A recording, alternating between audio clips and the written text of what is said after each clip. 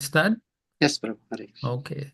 I guess we'll just chant the some mantras and then start on the Bhagavatam.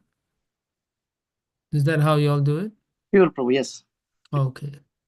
Om Agyanatimirandasya Jananjana Shalakaya Chakshuranmilitam Yena Tasmai Shri Guruve Namaha Shri Chaitanya Savitam Yena Bhutale Swayam Rupa Katha Mayam Dadati Swapadantikam Vandeham Shri Guru Shri Yutapada Kamalam Shri Gurum Vaishnavam Scha Shirupam Sagrajadam Sagana Raghunathanvitam Tam Sajivam Sadvaitam Savadutam Varijana Shahitam Krishna Chaitanya Devam Shri Radha Krishna Padan Sahagana Lalita Shri Vishakam Scha Amagyanatimirandasya Jananjana Shalakaya Chakshuranmritam Yena Tasmai Shri Guruve Namaha Kam Karoti Vachalam Pangum Langete Girim Yatkripātam Vande Shri Gurum Dinataranam Paramanandam Shri Chaitanya Ishwaram Om Namo Bhagavate Vasudevaya Om Namo Bhagavate Vasudevaya Om Namo Bhagavate Vasudevaya Narayanam Namaskritya Naram Jeva Narottamam Devim Saraswatim Vyasam Tato Jayamudirayer Nasta Prayasya Bhadreshu Nityam Bhagavata Sevaya Bhagavate Uttama Shloke Bhaktir Bhavati Naistaki. Hare Krishna, everyone. Welcome to this morning's Srimad Bhagavatam class. Thank you to all of you who are attending this class. We are doing Srimad Bhagavatam, Canto 3, the status quo, Chapter 23, Devahuti's Lamentation. We are doing texts 53 and 54. Okay. Just let me. Okay. एतावतालं कालेन व्यातिक्रान्तेन मे प्रभु इन्द्रियार्थप्रसङ्गेन परित्यक्तपरात्मनः. Translation.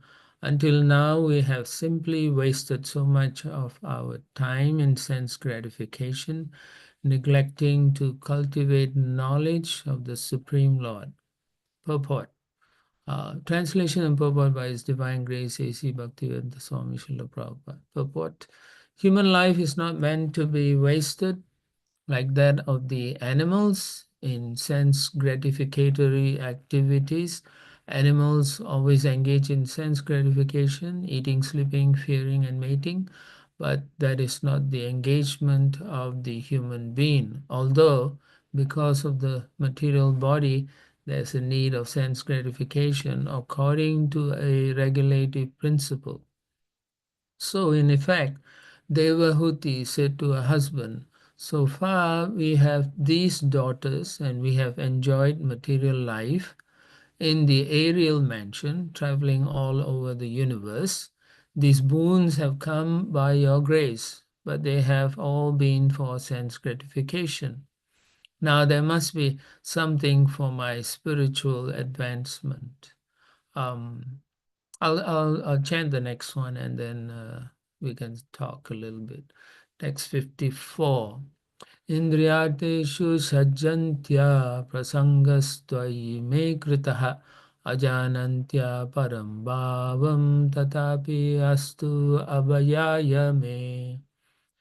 Not knowing your transcendental situation, I have loved you while remaining attached to the objects of the senses. Nonetheless, let the affinity I have developed for you rid me of all fear. Purport. Devahuti is lamenting her position. As a woman, she had to love someone. Somehow or other, she came to love Kardama Muni, but without knowing of his spiritual advancement. Kardama Muni could understand Devahuti's heart. Generally, all women desire material enjoyment.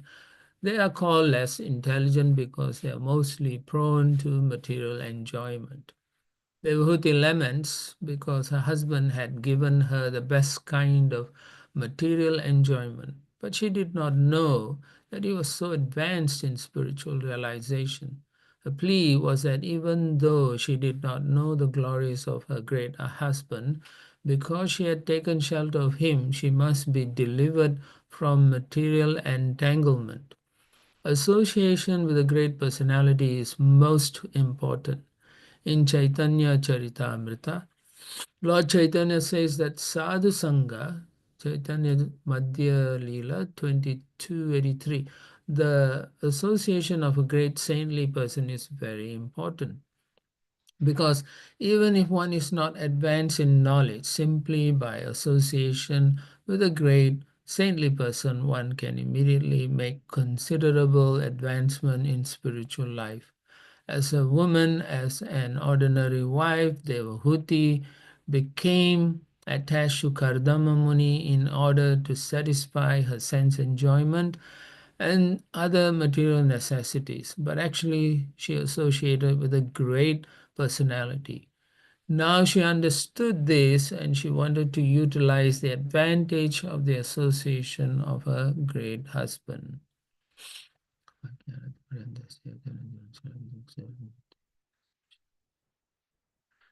Okay, so here we are seeing how in the Bhagavatam, this whole scenario where Kardama Muni wants to get married. When he was doing his austerity, he had this desire to get married. And so we also find that Lord Brahma also tells him to get married. But actually, Srila Prabhupada mentions that he had that desire to get married. So he performs like 10,000 years of penance, preparing himself for the, the important task of creating progeny. This is at the, you can say this is at the beginning of the creation.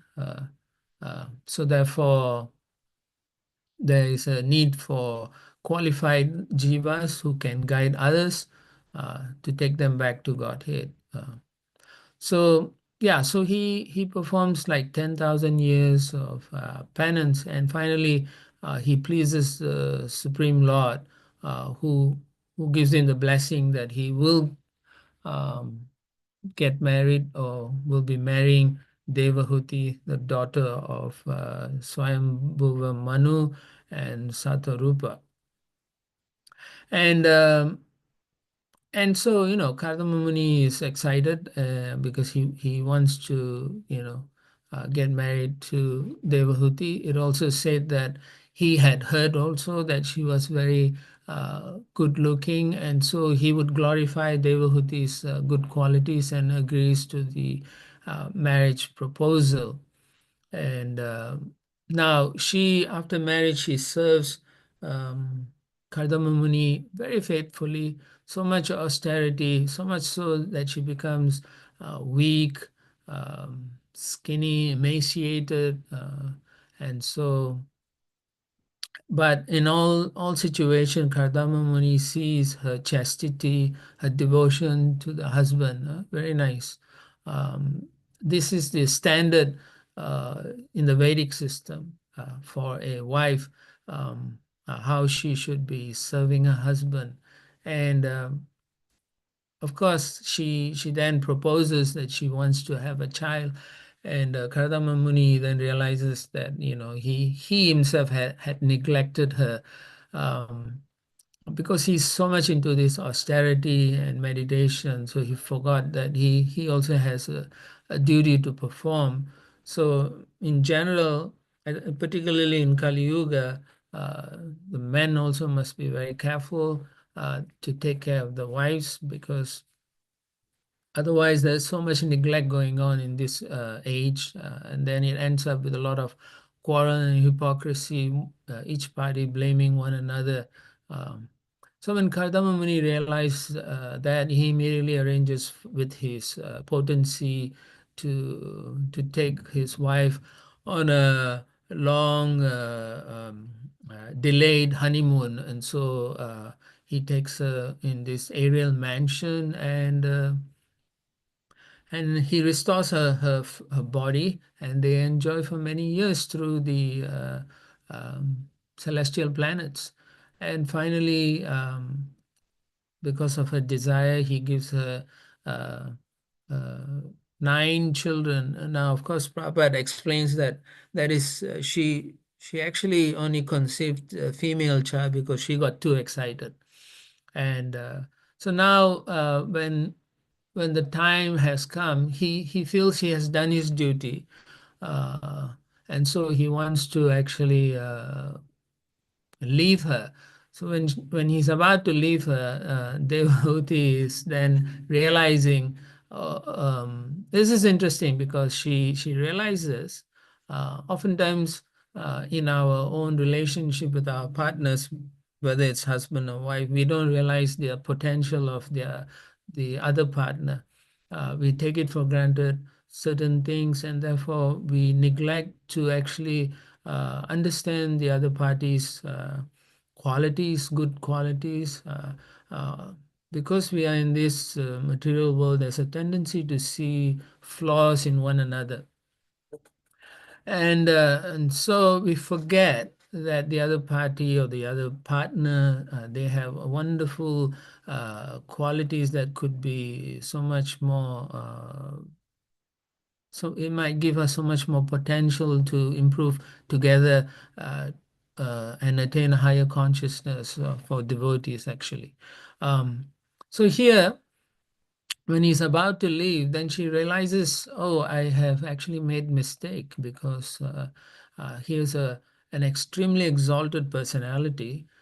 He's so qualified, and all I've done is just ask him for some sense enjoyment. Of course, if you think about it, she was serving him for so many years, without asking anything. Um, but still, when they had their so-called honeymoon and thereafter, she felt that, what is the goal of life? I have just enjoyed myself. Now, another thing I want to point out is Devahuti comes from this exalted family, of Prasuti, Devahuti, Akuti, and the brother Uttanapada and Priyavrata. All of them are very exalted, the children of Swayambhu Manu, and they are very glorious actually. They are all devotees. And we can see that in this discussion between Devahuti and Kardama, because she brings up this notion about wanting to actually cultivate this knowledge, para atmanaha, parityakta para atmanaha. She said she had disregarded this cultivation of understanding the supreme laws. What she's basically trying to tell Kardama Muni is, although you are exalted and you could have taught me, I have neglected. So, in our own lives also, if we reflect, all of us should reflect oftentimes and see when we have the opportunity to be with devotees, could be young devotees, could be senior devotees, the potential to improve one's Krishna consciousness should be at the forefront in any discussion. Although sometimes we make small talks, but the underlying process should always be, how can I improve my spiritual life? Um, if we have that always in our consciousness, we will always make the best use of our association with different personalities. So, of course, here Devahuti sees her husband as her spiritual master, and therefore she is exalting him and asking him, and actually wanting to tell him, you're going to leave, I've made a mistake, I acknowledge that. Uh, and you can see, as I mentioned, she's so amazing personality. She's accepting her mistake, and she's asking her husband, her guru, that will you please consider staying longer, because I want this spiritual knowledge. Earlier on, she says, right, Athapi me papannaya abhayam datum arhasi. I am surrendered unto you. So you please give me fearlessness. So this is an important point for all of us in all circumstances when it comes to our associating with devotees. Where there are opportunities that we should think, can this person help me? Or is it premature of me to ask them if they can help me? I don't think there's such a thing as being premature. There's nothing wrong in asking anyone you think if they can help you in your spiritual life. They can say many wonderful examples in their own lives, or they can just give you something that you can take it with you. Maybe it may be useful, maybe you already know, but it's nothing wrong in asking. And in the text 54, we find that Srila Prabhupada uh, talks about the nature of a woman. Um, Physiologically and psychologically, there's a difference. Um, in the modern context or in society nowadays, there's a tendency to equate everything to the same level. We want to see everything equal, but actually that's not possible. Huh? Uh, as practicing or practitioners of bhakti yoga, we should understand that no one is actually equal to anyone. We all have some differences in the way we are brought up, the way we see life, the way we see others, the way we see society also. But because in this material world we are all confused and in illusion, we think everyone can be equal. Maybe in the practice of devotion we can be equal, but still we are all different. That we should understand. So similarly, as a woman and men, we are different. So we shouldn't think that we become the same. Same in devotion, yes, but not in terms of material qualification and so on. Certain things, sometimes a woman can do better. Uh, Certain things a man can do better also. And also, in terms of knowledge, I have met many ladies who are fantastic. They have amazing intelligence, uh, but but that's not what Prabhupada wants to point out. His main thing is because there are differences because of the way. If you take a certain body, you will react in a certain way to certain things, and so he wants to highlight that in general, not specifically, but he says in general, all women desire material enjoyment. Uh, but it's nothing wrong with that because in the context of a family, a woman wants to have stability. If you marry someone who's a foolish man who doesn't know how to sustain a family life and so on, then he'll create chaos. And the children they bring may not be brought up well, they may suffer, and that will create more chaos in society.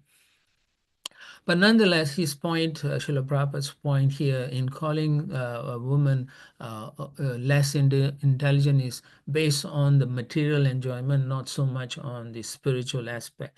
Devotee ladies are all, if you find in general, they are very qualified spiritually, if not materially also. Huh? So therefore, when we come across such statements, we shouldn't think that Prabhupada didn't understand women or didn't understand what he's writing. I've come across many devotees who tend to speak like that, mainly because they want to please their audience, and I think that's not the goal here. We should accept that there are um, difficulties in life itself, and there are differences between men and women, and there's some the man has certain weaknesses and women have certain weaknesses, and we should accept that. All right. I hope that is something that we think about often, so that when we get new people, particularly the Western devotees, that we can explain to them what this sentences or statement means. Otherwise, it'll always be a contention between men and women. You know, men are from Mars and women are from Venus, and books like this are written just to make everyone happy. But we should be more pushing what devotion to Krishna is rather than trying to compete with one another. Right. So yeah, continuing. Yeah, we have a few more minutes. Yeah. Srila Prabhupada then highlights also that the uh, sadhu sangha is important, having a good association, uh, where he quotes this verse: Krishna Bhakti Janma Mula Haya Sadhu Sangha, Krishna Prema Janma Tenho Puna Mukhya Anga. That means the root cause of devotional service to Krishna is actually associating with devotees. And even if you have uh, love of Krishna, Chaitanya Prabhu says you should still have good association. And elsewhere he says sadhu sangha, sarva siddhi hoy, lava matra sadhu sangha, sarva siddhi hoy. There he says even a moment's association is so wonderful. I have read that the bodhisattvas, that means those who practice Buddhism, those who they say if you reach the level of Buddha, means you become self-realized. According to them, if you become self-realized, um, you actually affect a radius of about 8 miles, uh, the consciousness of people around you. So if you bear that in mind, and then if you think about what Mahaprabhu is saying, one who is very advanced or pure devotee, they actually can change one's consciousness. And so that's a very important thing. So we should seek advanced devotee association, because um, if we associate with them, our inclination towards material enjoyment, just like Prabhupada says, but the women are mostly prone to material enjoyment. I think nowadays even men are mostly prone to material enjoyment. So our inclination towards material enjoyment will be reduced.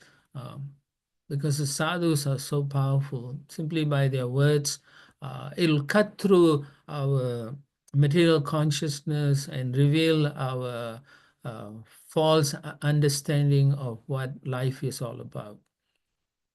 Now, in associating with sadhus or devotees in general, we should be willing to be a receptacle to accept their mercy. What I mean is, their mercy could be in terms of good instruction, or it could be their sometimes the guru may chastise us also. That may not be something very palatable, but we should become willing receptacle of the mercy in whichever way it comes. The reason is, if we are very favorable in wanting to listen, then the transformation of one's heart can take place through those instructions. So, yeah, so here we can see in the same way, Devahuti is willing to change her ways, if only Kardama would stay so that she can learn about spiritual life and go back to Godhead. Um, and of course, Prabhupada mentions that she understands that Kardama Muni is such an exalted person, and she wants to utilize that advantage before it becomes too late. And I don't think it's anything wrong. I think all of us should also be brave enough to uh, meet devotees that we want them to give us that mercy, so that we can also uh, make advancement. Otherwise, what's the point in practicing devotional service, right? Um, each and every one of you can also ask yourself, what is the purpose of becoming a devotee? Why did you become a devotee? If you want to go back to Godhead, then what are you doing about it? There are five very potent ways of transforming one's heart. Most of you, I'm sure you know it. Bhagavatam, listening to Srimad Bhagavatam, as many of you are doing it now. The other thing is having doing the daily worship, chanting very nicely, living in the holy dham, and the last one is associating with devotees. If you think about it, if you have already changed so much in your life to become a devotee, why not make further changes that in this very life you can go back to Godhead? Those kind of thinking should be there. Of course, you have many of you have families to take care and so on, but as I mentioned earlier, this principle of wanting to go back must be something always there in your life, whether you're working in an environment that is away from devotion, or whether you are with devotees. You should always think, what else can I do that my focus it will be totally with Krishna eventually, after I've finished some of this task that I've taken up. All right, so I see the time now is 7:57. I'll stop here and ask if there are any comments or questions or corrections, right? Hare Krishna Prabhu, please accept my humble obeisances. All glories to Shri Prabhupada. This is Amrita Kelly Dasi. Oh, okay. Hare Krishna, Mata. Thank you so much, Prabhu. Such a beautiful and enlivening presentation in the morning. I just have to get into the work, but I just wanted to share my appreciation and personally, it's very eye-opening for me. Many aspects you have brought up, but particularly this about this women less intelligent. I have gone through either extreme and have struggled a lot in my personal life, and also while sharing this message with other newcomers. This is just so beautiful and very helpful to see Prabhupada in that balanced and mature context, Prabhu. So really want to appreciate that. And the other two things, one you said for the partners, when, we may tend to take it for granted and may not realize what great qualities they have. I'm thinking both for partner and the devotees whom we may be associating and serving with closely.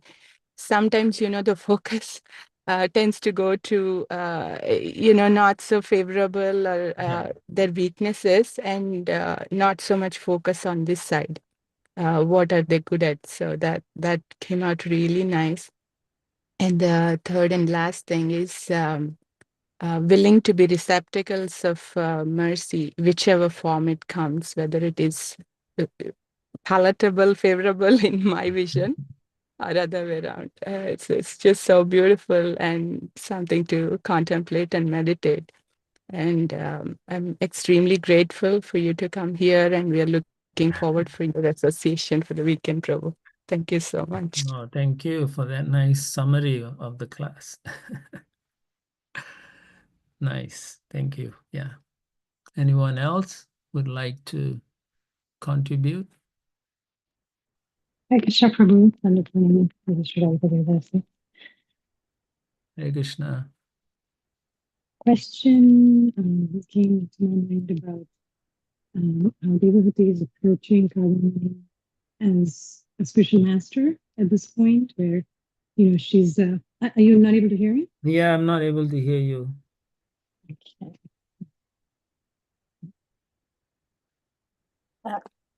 Is it any better now? Yeah. Okay. So yeah, question about Devahuti at this point is approaching Kardamani like a spiritual master.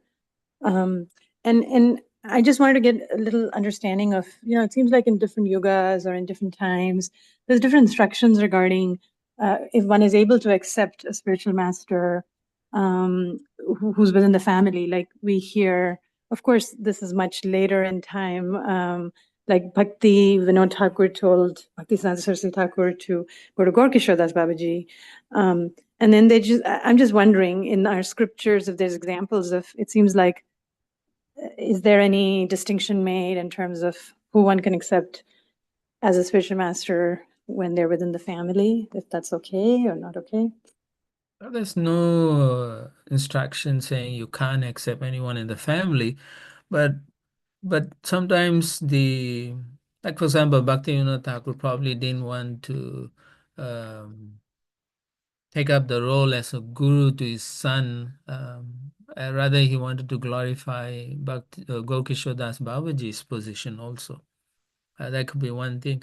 I remember my own spiritual master, when his brother wanted to take a shelter of him, he said to his brother, he said, "I don't want to be your guru. Then our relationship would change.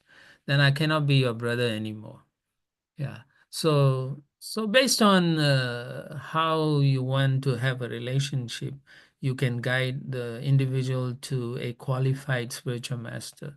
Or if there's no one in that situation, like you said, in different times and periods, when in a village there's no one else, then it's natural to just take shelter of one's own family member who's qualified. But I don't think there's any Shastric evidence saying that you can't be, you shouldn't take from a family member or anything like that. Yeah. Thank you. It Yeah. also goes to show Devahuti's qualification that, whatever Yes. she did was in terms of service. So when Yes. service was needed, she was interacting with her husband in a certain way because progeny needed to be created in service to Krishna. And then, when she's ready for detachment, just in service, she's, completely turns around and like now please instruct me in spiritual life. So Yes. I'm just appreciating this goes to demonstrate her incredible qualification and fixedness in service. Yes. It's not about enjoyment. No. She has come to the point where she doesn't want to enjoy, and you're right. Thank you for that. Yeah. Thank you, Prabhu.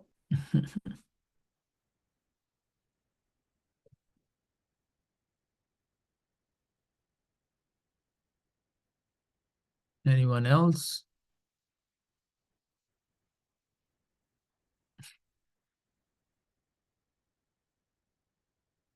If there's no more, we can end, right? Yes, Prabhu. Thank you so much for your time this morning. Okay. All right. Thank you very much, everyone. All of you, go and have a good day wherever you are, whatever you're doing. May Krishna bless all of you so that you can come closer to Him.